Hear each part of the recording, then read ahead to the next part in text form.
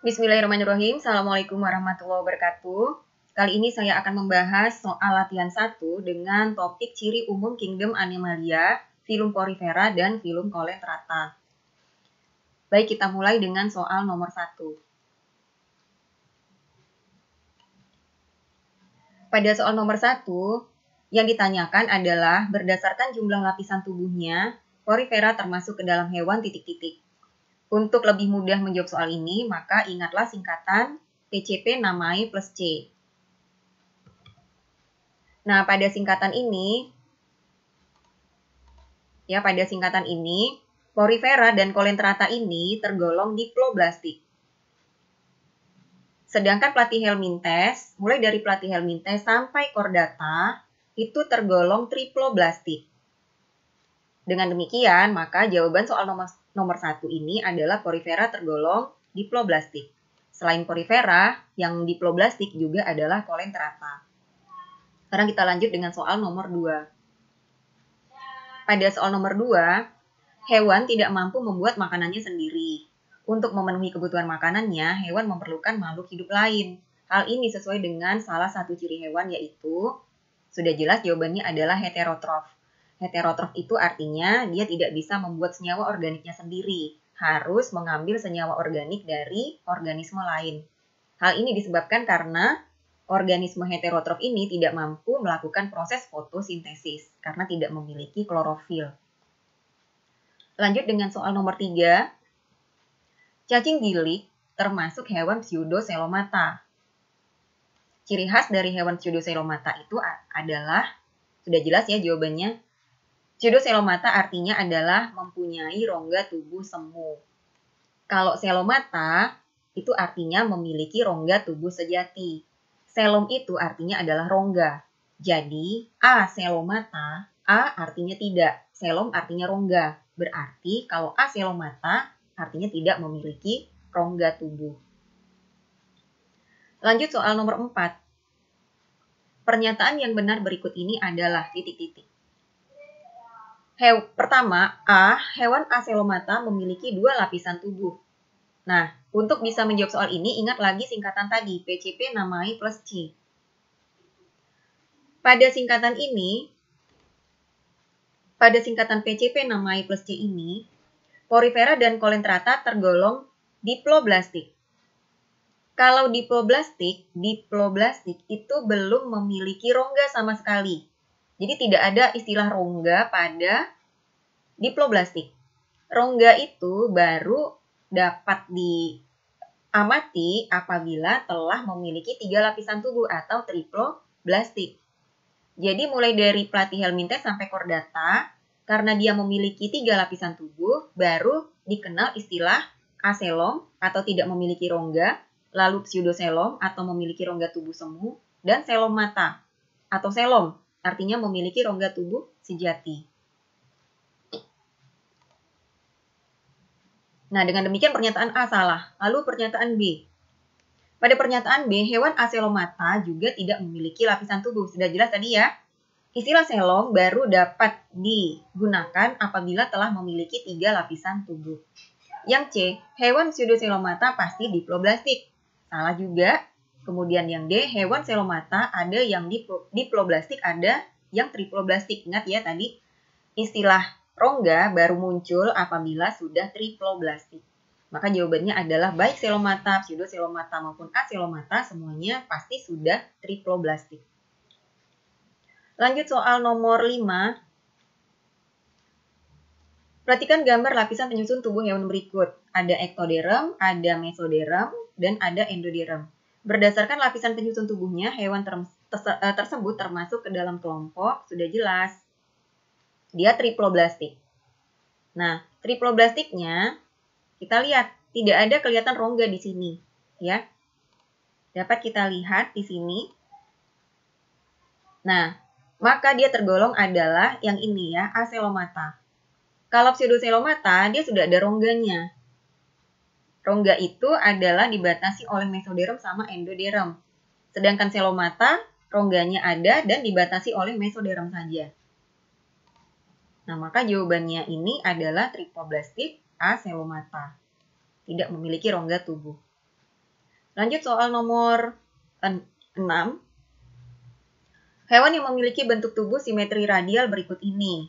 Simetri radial itu artinya adalah simetri yang melingkar. Nah, yang ini ya. Simetri yang melingkar, hanya memiliki sisi aboral dan sisi oral. Tapi kalau simetri bilateral, ada samping kanan, samping kiri. Dibagi dua menjadi sama, lalu ada sisi anterior sama sisi posterior. Nah, dengan demikian, yang A ini adalah simetri bilateral, ini bilateral, bilateral. Yang D juga bilateral, maka jawabannya adalah yang E, yang simetrinya radial. Lanjut soal nomor 7. Pernyataan yang benar tentang gambar berikut. Ya, kita lihat yang A. A adalah invertebrata, padahal yang A ini adalah ular. Ini sudah chordata, ya. Berarti dia ini bukan invertebrata. Kemudian yang B adalah invertebrata, salah juga. Ini juga vertebrata ya, B. Kemudian C juga vertebrata. Nah, di sini benar nih. C adalah vertebrata, benar. Kemudian selomata dan triploblastik. Ingat tadi PCP namanya plus C. Jadi ini sudah termasuk filum chordata. Berarti dia memiliki rongga tubuh sejati dan sudah triploblastik. Ini jawabannya benar. Kalau yang D, salahnya adalah vertebrata. Kupu-kupu ini masih invertebrata. Sedangkan yang E invertebrata benar, tapi pseudocelom dia salah. Karena echinodermata itu sudah tergolong triploblastik dan selomata. Lanjut soal nomor 8. Perhatikan gambar penampang tubuh porifera berikut. Pertanyaannya, kuanosit ditunjukkan oleh nomor. Ya, sudah jelas. Kita lihat dulu penampang dari tubuh porifera. Nah, ini penampang dari tubuh porifera. Sel-sel penyusunnya terdiri dari yang ini. Nah, kita lihat. Sel berbentuk botol yang memiliki flagel ini. Ya, sel berbentuk botol yang memiliki flagel ini adalah kuanosit. Dengan demikian, jawabannya kuanosit itu adalah nomor 6. Udah pasti. Ya, jawabannya nomor 6. Lanjut soal nomor 9. Pada gambar berikut, oskulum ditunjukkan oleh nomor titik-titik ya. Kita lihat lagi. Ya, oskulum itu adalah mulutnya di sebelah atas ya. Mulut sekalian anusnya ini di sebelah atas. Bukan mulut sekalian anus sih. Kalau porifera mulutnya di bagian pori, maaf ya, saya ralat. Mulutnya adalah bagian pori-porinya. Kemudian ini adalah tempat arus keluarnya. Ini namanya oskulum. Jadi jawabannya oskulum adalah nomor 1. Ya, benar ya kuncinya nomor 1. Lanjut soal nomor 10. Pembagian porifera ke dalam kelas Calcarea, Hexatinolida, dan Demospongia itu adalah berdasarkan, sudah jelas berdasarkan bentuk dan bahan yang terkandung di dalam spikulanya. Ya. Ini juga sudah pernah saya jelaskan.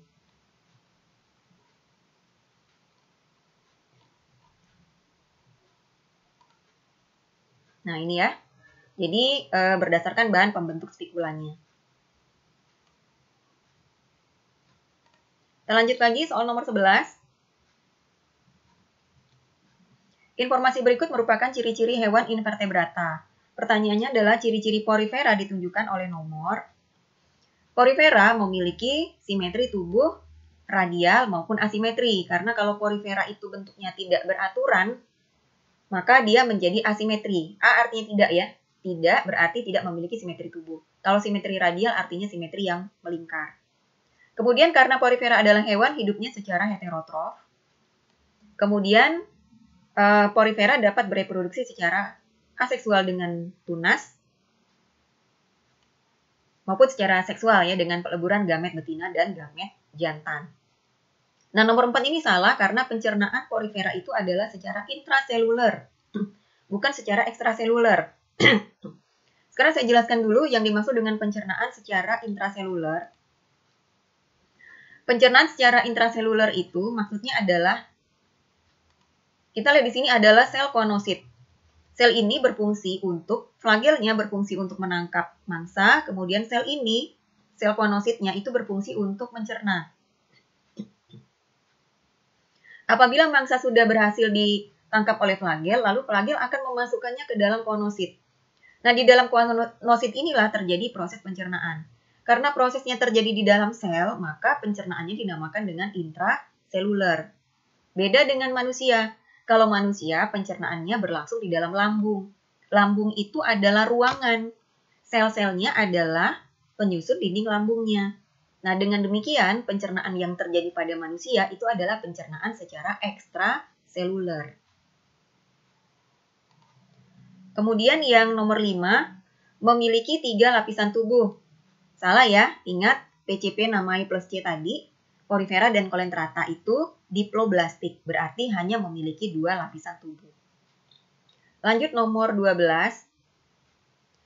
Tipe saluran air yang paling sederhana dari kelompok porifera itu adalah, kita lihat sekarang, yang paling sederhana itu adalah askonoid.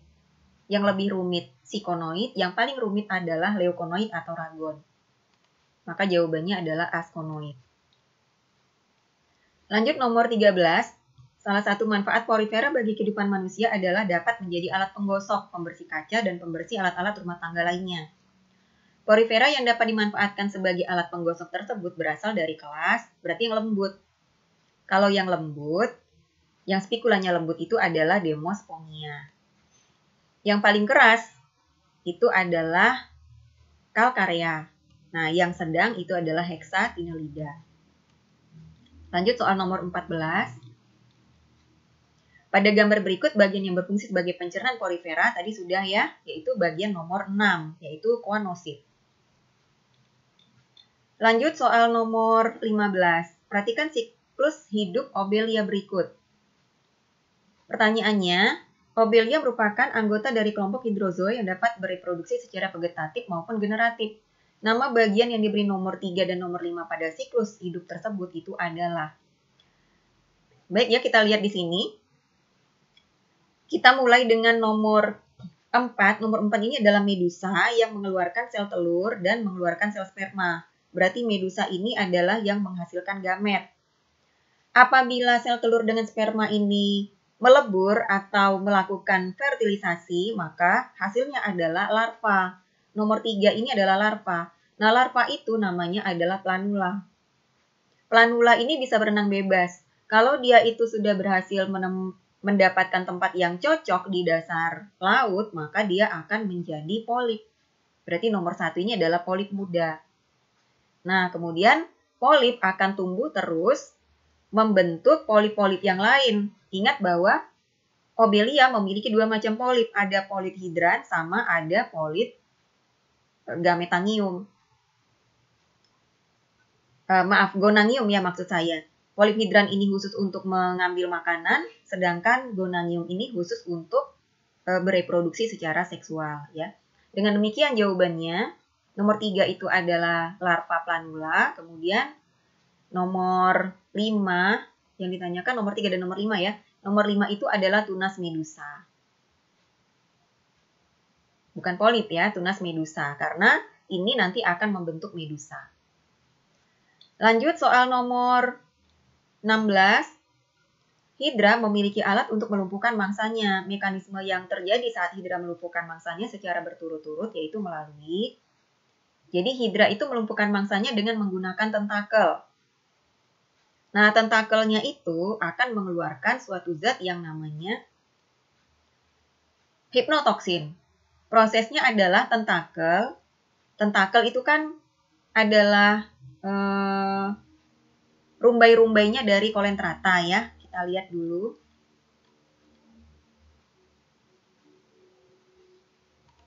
Nah, ini tentakelnya nih. Nah, tentakel itu disusun oleh sel-sel. Sel-sel yang menyusun tentakel di bagian ujungnya itu adalah keni 12. Nah, keni 12 ini dapat mengeluarkan nematokis. Nah, nematokis yang dikeluarkan itu mengandung hipnotoksin, yaitu zat pelemas, sehingga dapat melemaskan mangsa. Setelah mangsa lemas, kemudian tentakel akan memasukkannya ke mulutnya yang terletak di bagian di bagian oralnya itu. Lanjut soal nomor 17. Pernyataan yang benar berikut tentang kolentrata adalah, yang benar itu adalah pencernaan makanan berlangsung secara ekstraseluler. Nah, mengapa secara ekstraseluler kok bukan intraseluler? Ya, pencernaan kolentrata mirip seperti pencernaannya manusia. Sekarang kita lihat. Nah, kita bisa lihat. Ini adalah gambar dari kolentrata. Ini adalah rongga gastrovaskulernya yang berfungsi sebagai tempat pencernaan. Jadi ini adalah mulutnya, ini adalah tentakelnya. Kalau mangsa telah berhasil dilemaskan dengan menggunakan tentakel, tentakel akan memasukkan makanan tersebut ke mulut. Nah, selanjutnya di dalam rongga gastrovaskuler ini terjadilah pencernaan. Ini adalah rongga, sebagaimana rongga yang terdapat di dalam lambung kita. Nah, sel-selnya yang ini sel-selnya. Dengan demikian pencernaannya bukan terjadi di dalam sel, tetapi di luar sel. Maka dengan demikian, pencernaan kolentrata ini dinamakan dengan pencernaan secara ekstraseluler. Beda dengan pencernaan porifera tadi ya. Pencernaan pada porifera berlangsung di dalam sel kuanosit, sehingga pencernaannya berlangsung secara intraseluler. Ini yang benar. Lanjut nomor 18. Perhatikan siklus hidup Aurelia aurita berikut. Struktur yang menghasilkan gamet untuk reproduksi generatif sudah tampak jelas di gambar ini ya, bahwa struktur yang menghasilkan gamet itu adalah medusanya. Nah, menghasilkan gamet betina maupun gamet jantan. Tapi ingat, bukan berarti satu medusa menghasilkan dua macam gamet sekaligus, tidak. Ada medusa yang menghasilkan sel telur, ada medusa yang menghasilkan sel sperma.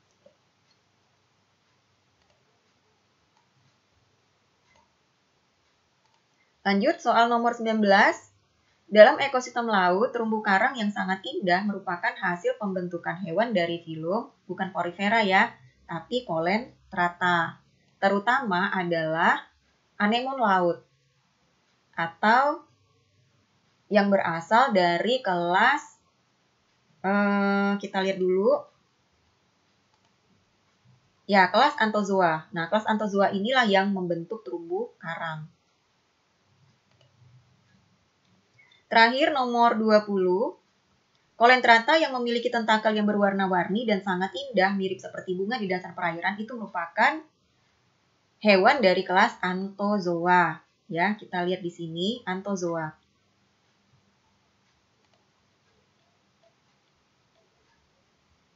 Nah, ini Anthozoa.